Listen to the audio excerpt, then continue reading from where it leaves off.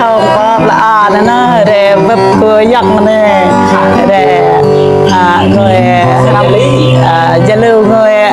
hà bài lại với cái măng ha